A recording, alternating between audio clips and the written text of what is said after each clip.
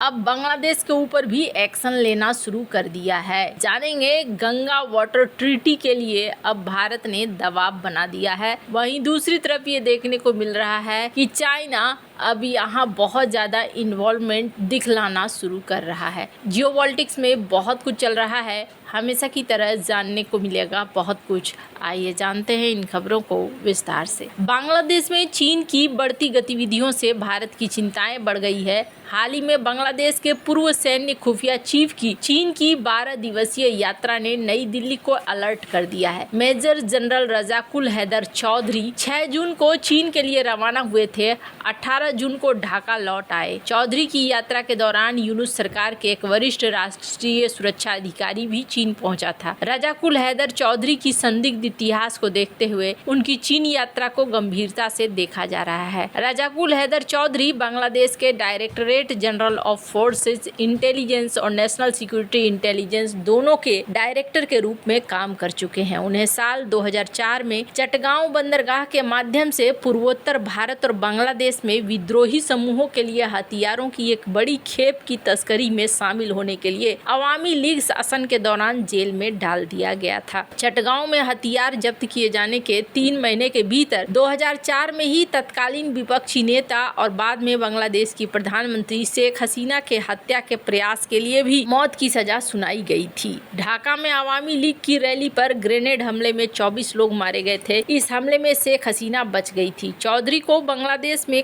पाकिस्तान की खुफिया agency ISI के आदमी के रूप में देखा जाता है। ISI ने पूर्वोत्तर भारत में विद्रोही समूहों का समर्थन किया है। बांग्लादेश पुलिस ने साल 2004 में चटगांव में 10 ट्रक हथियार जब्त किए थे, जिनमें 4,930 बंदूकें, 27,000 grenade, 840 rocket launcher, 2,000 grenade launching tube, 300 rocket, 6,392 magazine, 11,40,520 round गोलियां थी। बांग्लादेश की चटगांव बंदरगाह पर एक जेटी पर जब 2 जहाजों से खेप उतारी जा रही थी, उसी समय इसे जब्त कर लिया गया था। इसमें अधिकांश हथियार चीनी कंपनी ने बनाए थे। इन हथियारों को उल्फा और पूर्वोत्तर भारत के अन्य विद्रोही समूहों के साथ साथ जमातुल मुजाहिदीन जैसे इस्लामी आतंकवादी समूहों के लिए थे। चटगांव हथियार मामले में उल्फा के सैन्य प्रमुख परेश बरुआ को भी दोषी ठहराया गया और आजीवन कैद की सजा सुनाई गई। पिछले साल अगस्त में शेख हसीना के पतन के बाद आई मोहम्मद यूनुस की नेतृत्व वाली अंतरिम सरकार ने हथियार तस्करी के दोषी लोगों को रिहा कर दिया था। इस साल 16 जनवरी को बांग्लादेश हाई कोर्ट ने दोषी ठहराए गए 6 लोगों को बरी कर दिया, जिनमें चौधरी और पूर्व गृह राज्य मंत्री लुत्फुर जमान बाबर भी शामिल थे, और राज्य ने इस फैसले को चुनौती नहीं दी। हाई कोर्ट ने उल्फा नेता बरुआ समेत 5 अन्य लोगों की सजा भी कम कर दी। परेश बरुआ की सजा भी घटाकर 14 साल कर दी गई। कहा जा रहा है भारतीय सुरक्षा हलकों में इन दोषियों के बरी किए जाने और कई इस्लामिक आतंकवादियों की रिहाई को लेकर एक चिंता है। एक नाम भारतीय खुफिया अधिकारी के हवाले से कहा गया कि ये तत्व पाकिस्तान की ISI के करीबी हैं और अब इनका इस्तेमाल भारत के पूर्वी राज्यों में गड़बड़ी फैलाने के लिए किया जा सकता है। ऑपरेशन सिंदूर में भारत के हाथों मात खाने के बाद ISI और पाकिस्तानी सेना बांग्लादेश में मौजूद अपने एसेट्स का इस्तेमाल पूर्वोत्तर के लिए कर सकती है और कुछ न कुछ इनकी प्लानिंग चल भी रही है, ऐसा देखने को भी मिल रहा है। हाल ही में चीन, पाकिस्तान और बांग्लादेश ने 19 जून 2025 को चीन के कुनमिंग में अपनी पहली त्रिपक्षीय बैठक आयोजित की, जिसमें भारत के लिए सामरिक चिंताएं बढ़ा दी है। विशेषज्ञों ने इन्हें डेविल ट्रायंगल करार दिया है, जो भारत के क्षेत्रीय प्रभाव को चुनौती देने के लिए बनाया गया है। यह बैठक बांग्लादेश में शेख हसीना की सरकार के अगस्त 2024 में तख्तापलट के बाद पाकिस्तान और बांग्लादेश के बीच बढ़ती निकटता और चीन के बेल्ट एंड रोड इनिशिएटिव के तहत क्षेत्रीय प्रभाव को बढ़ाने की रणनीति का हिस्सा मानी जा रही है। इस त्रिपक्षीय सहयोग में व्यापार, निवेश, कृषि, डिजिटल अर्थव्यवस्थाएं, समुद्री मामलों, जल संसाधनों और जलवायु परिवर्तन जैसे क्षेत्रों में सहयोग पर चर्चा हुई है। बैठक में एक कार्य समूह गठित करने पर सहमति बनी, जो भविष्य में सहयोग को लागू करेगा।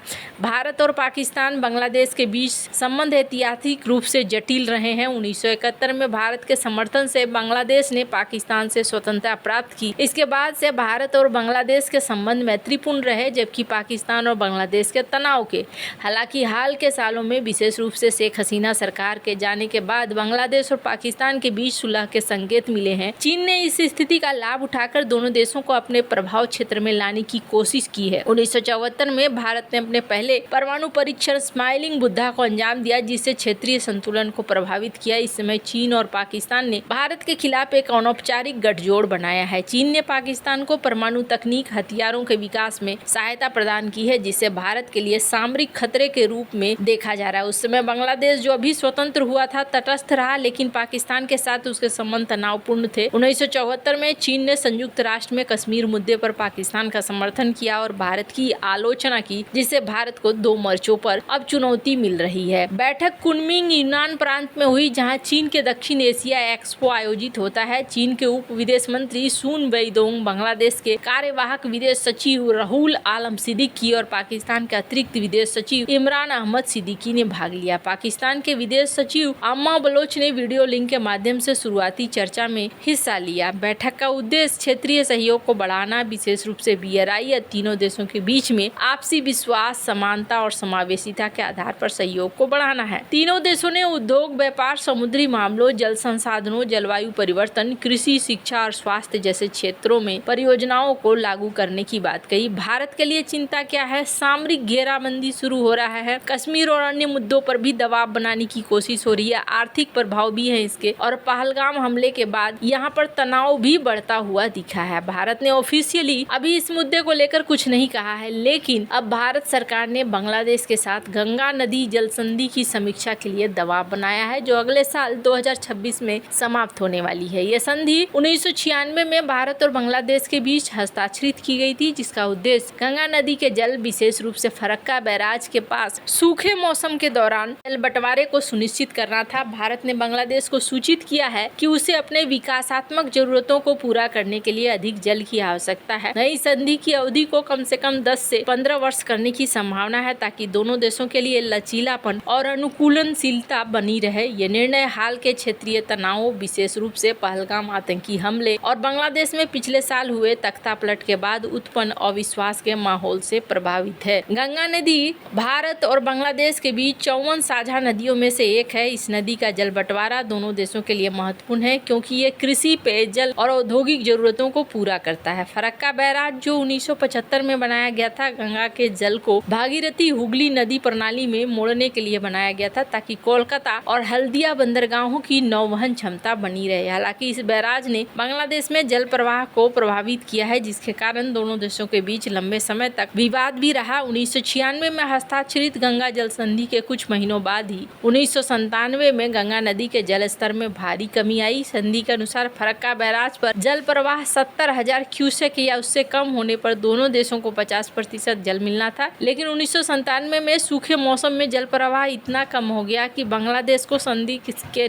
तहत निर्धारित 39,688 क्यूसेक के बजाय केवल कुछ हजार क्यूसेक जल प्राप्त हुए। बांग्लादेश की संसद में विपक्षी सांसद मेजर उख्तुरजमा ने इसे धोखा करार दिया। दोनों देशों की संयुक्त नीति ने आयोग में बैठक में बुलवाई, लेकिन संकट संधि की कमजोरियों को भी दिखलाता है। भारत की बढ़ती हुई जल मांग भी यहाँ पर है, बांग्लादेश की चिंताएं हैं, राजनीतिक तनाव है। यदि फरक्का को लेकर एक बार फिर से तकनीकी वार्ता शुरू होती है तो माना जाता है कि गंगा नदी के पानी को लेकर एक बार फिर से दोनों देशों के बीच में तनाव बढ़ सकता है। हालांकि आपको क्या लगता है इन सब मामले में, आप क्या राय है? कमेंट कर अपनी राय जरूर बताएं। जल्द मिलते हैं अगले वीडियो में नई खबर के साथ।